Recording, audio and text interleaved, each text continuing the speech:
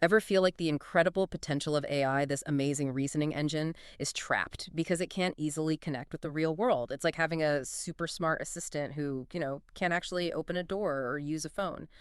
That frustration might just be a thing of the past. Yeah, definitely. And today, we're taking a deep dive into something that might be the key, the Model Context Protocol, or MCP. MCP.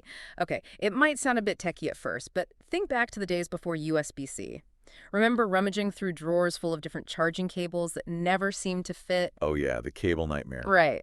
Well, that's kind of the current state of AI trying to connect with external data and tools. MCP aims to be that universal connector, the USB-C, basically for artificial intelligence. And we've really dug into a range of articles, some research, and your shared notes to pull out the most critical insights on this. Our goal today is pretty straightforward: to truly understand what MCP is all about, why it's generating so much buzz, and importantly, what its long-term impact on AI could actually be for you. Okay, so let's get right into it. Why is MCP even necessary? What fundamental problem is it trying to solve in the AI world? Well, the central challenge really is that today's powerful AI models often operate in isolation. They have incredible reasoning ability, sure, but they lack seamless access to that vast ocean of real-world data and the specialized tools that could make them truly impactful. Like that brilliant scholar locked in a library you mentioned earlier, loads of knowledge, but limited ways to apply it. Exactly. No internet access, so to Hmm. speak. This isolation has historically stifled innovation in applied AI. So MCP's standardization. It's potentially a catalyst for a whole new wave of practical applications. Right, and if every time this AI needs to tap into a new database or interact with a different app, you have to build a completely custom connection. That just sounds incredibly complex and inefficient. Precisely. This is what people call the Ning-M integration problem. Yeah. If you have N AI models and M different tools or data sources, the number of unique connections you need just explodes. It's exponential. An absolute web of custom integrations. Yeah. And it makes widespread, sustainable AI adoption a really significant hurdle. Okay, so MCP is stepping in to try and bring some order to this chaos. How does it actually simplify these connections? MCP offers a standardized way for these AI models to talk to external resources. So instead of that complex NEM mess, the vision is more like an M plus N approach. M plus N, how does that work? Each AI model implements the MCP standard once that's the M part, and each tool or data source also implements it just once that's the N. Suddenly, it's a much more manageable landscape. Think about how HTTP provided a universal language for the web, right? Ah, okay. Or like the language server protocol for code editors. Exactly. LSP is a great analogy. It streamlined how different coding tools and editors interact. MCP aims to do something similar for AI and the outside world. So MCP is kind of like a universal translator, letting AI speak the same language as the rest of the digital world. Okay, let's get into the specifics then. What are the key terms, the building blocks we need to understand? Right, let's break down the core components. First up, you have the host. Think of the host as the main AI application itself, like, say, Anthropic's Claude Desktop, or maybe an AI assistant built right into your coding environment, your IDE. Got it. The main AI brain, basically. What's next? Then, within that host, you have the client. The client is a specific bit that manages a single connection to an external system, a server. It's usually a one-to-one relationship. So one client talks to one specific server. And on the other end of that client connection is the server, presumably. Exactly. The server is the external program. It's what exposes its capabilities, could be specific tools, data resources, even carefully written prompts. It exposes those to the AI model using that standard MCP interface. Okay, so the server provides the actual functions. Now, what kind of functions are we talking about? That's where tools and resources come in, is that right? Yes, exactly. Tools are model-controlled functions that can be executed. They let the AI actively do things. Like, imagine an AI using a tool to fetch the current weather, or maybe schedule something on your calendar through an API call, or even query a database for specific info. That makes sense. Actions the AI can take. And resources, how are they different? Resources are more about information access. They're application-controlled data sources. Think read-only access, kind of like a GT request on a website. So examples could be accessing files on your computer, pulling specific entries from a database, or getting the output from some other API. It's all about giving the AI context. Okay, so tools for doing, resources for knowing. What about prompts in the MCP context? Are they just normal prompts? Well, prompts within MCP are a bit more specific. They're user-defined, pre-written templates. They're designed to guide the AI on how to best use the available tools and resources effectively. So instead of just saying get data, a prompt could structure the request much more precisely. Ah, interesting. Like giving the AI a really clear instruction manual for using its tools. Now, sampling, that one sounds a bit different from the others. Sampling is definitely interesting. It's a more advanced capability where the MCP server can actually initiate a request to the AI model, asking it to generate something, a completion. So it flips the usual flow. Normally, the AI asks the tool for something. Exactly. It reverses the usual interaction. Think of it like a smart doorbell system that proactively asks you if you want to see who's there instead of waiting for you to check an app. The server initiates. Huh. That opens up possibilities for more proactive agent-like behaviors then. Definitely. And finally, we have roots. Sounds like security, right? Yeah, that was my guess. Precisely.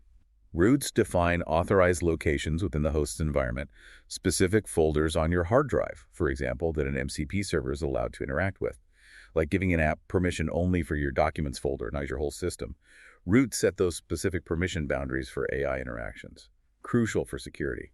Okay, that helps a lot. That gives us a really good handle on the key terms. Now, how do all these pieces actually fit together? Can you give us a high-level picture of the technical architecture? Sure. At its core, MCP uses that client-server architecture we've been discussing. The AI app, the host, acts as the client, and the external tools and data sources are the servers. What's quite key is that security is kind of baked in from the start with that one-to-one connection between a client and a specific server. It helps contain risks. So the host is like the central coordinator, Yeah. managing all these connections. Exactly. The host manages all the individual client connections and enforces security policies, user authentication, authorization, that sort of thing. Now, for how they actually talk, the communication itself, they use a standard data format called JSON RPC 2.0. JSON RPC 2.0. Okay. Yeah, it just ensures everyone's speaking the same technical language for requests and responses. Like a universal digital dialect for these AI interactions. And you mentioned different ways these messages can actually travel back and forth, the transport mechanisms. Right. For local stuff, where the AI and the tool are on the same machine, standard input-output, or stadio, is common. It's simple and direct. For remote communication, across a network, server-sent events over HTTP, SSE, has been used quite a bit. Okay. More recently, something called streamable HTTP has emerged. It's often more efficient and streamlined for remote connections, especially for certain data transfers. Think of it as a more modern, often faster lane for remote communication compared to older methods. Okay, so MCP gives us this standard way for AI to connect and talk to the outside world. But zooming out again, why should I, the listener, really care about these technical details? What's the big picture purpose and the actual benefits for me?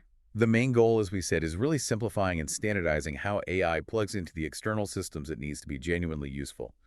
And that translates into several key advantages for you, the user or developer. Okay, lay them on us. First off, it drastically cuts down the need for writing custom integration code every single time. You don't have to reinvent the wheel for each connection. That sounds like a huge time saver. It really is. Hmm. Which leads to the second point. It lowers the barrier to entry for implementing intelligent automation. You might not need a whole team of specialized engineers just to connect AI to your existing systems. Okay, makes AI more accessible. What else? Crucially, MCP significantly boosts the AI's contextual awareness. Giving it seamless access to real-time data and specialized knowledge means it can give much more accurate, relevant, up-to-date answers. It helps overcome that limitation of static training data. Think about a customer service bot having the latest product info instantly. Or a finance tool pulling live market data. Yeah, I can see that. It's not just more data, but better, more relevant data. Exactly. It allows AI to understand real-world situations better and make more informed judgments, moving beyond just pattern matching. That would be a massive step up in practical usefulness. Absolutely. MCP also allows for dynamic discovery and use of tools. An AI could potentially find and use new tools as they become available without needing major updates. That adaptability is huge. Interesting. Plus, as an open standard, it encourages interoperability. You're less likely to get locked into one specific AI vendor's ecosystem. And finally, security is built in, designed for secure two-way connections with user control. So less custom code, Easier automation, smarter AI with real-time context, flexibility in choosing models, and better security. That's a That's pretty compelling list. Now, this all sounds great on paper, but is it actually getting traction? Are people using MCP in the real world? Any hard evidence? Well, what's really striking is how fast it's been adopted. As of, say, February 2025, just a short while after it really came out, there were reportedly over 1,000 community-built connectors. 1,000 already. Yeah, and over 2,000 applications supporting MCP. That kind of rapid growth really suggests the developer community sees the value here. There was clearly pent-up demand for something like this. Wow, okay, those numbers are impressive for such a short time. Right.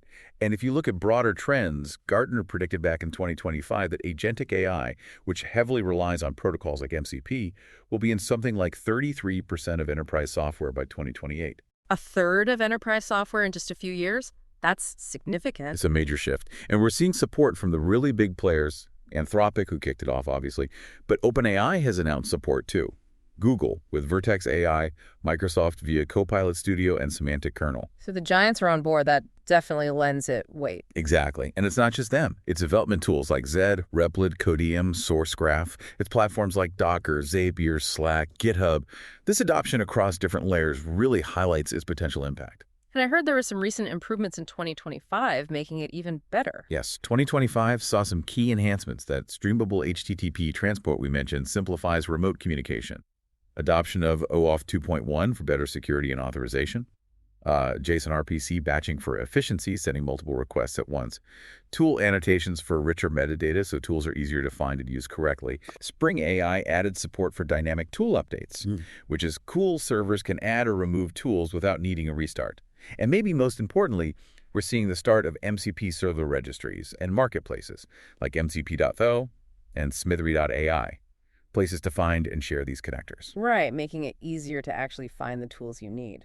Okay, so the ecosystem seems to be growing fast, but like any powerful new tech, there've got to be some downsides or challenges, right?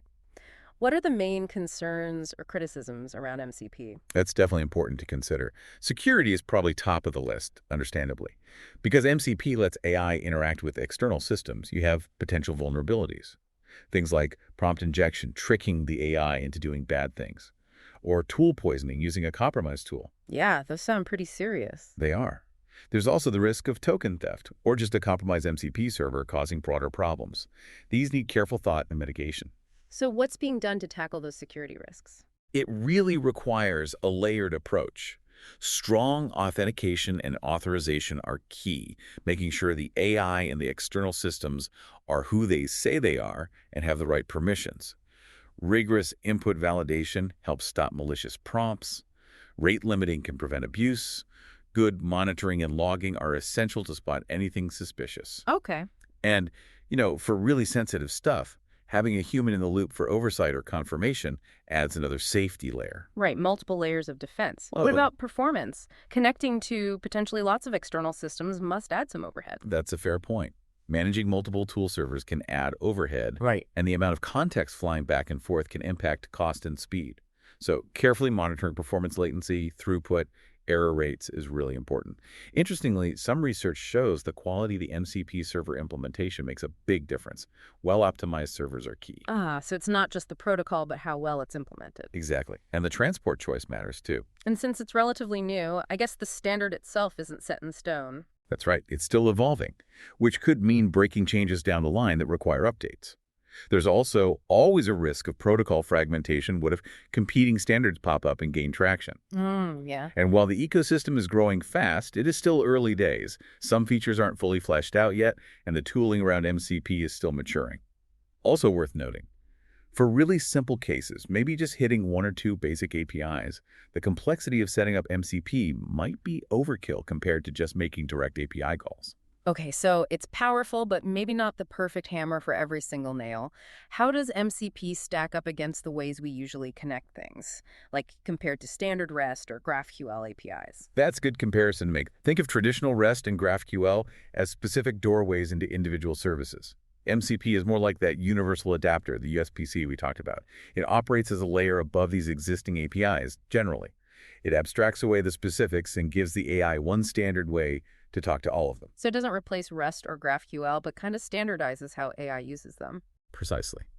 The key advantages of MCP are that single standard integration, the built-in support for real-time, two-way communication, which isn't always easy with traditional APIs, a dynamic tool discovery, and potentially better scalability for complex AI setups. Okay. REST and GraphQL might give you finer control for specific integrations, but MCP really shines when you need flexibility and broad context for the AI. And how does it fit with popular AI frameworks? People hear a lot about LangChain or Llama Index. Yeah, it complements them really well. LangChain and Llama Index give you tools to build AI applications. MCP provides the standard interface for the external tools those applications might need to use. Ah, okay. So MCP is like the standard wall socket, and LangChain Llama Index are the appliances you plug in. That's a great way to put it. They're designed to work together. Gotcha. You also mentioned other protocols for agent communication. How's MCP different there? Right, there are other things emerging. Google's agent-to-agent protocol, A2A for instance, that's more about standardizing how different AI agents talk to each other. MCP's main focus is agent-to-tool, giving an agent standard access to external resources and capabilities. So they're addressing different parts of the problem. Exactly. Complementary, not really competitive. A2A helps agents collaborate. MCP helps them interact with the world. Okay, that clarifies its position nicely. So we understand what it is, why it matters, how it compares. Let's get concrete. Where are we actually seeing MCP used right now? What kinds of real-world applications?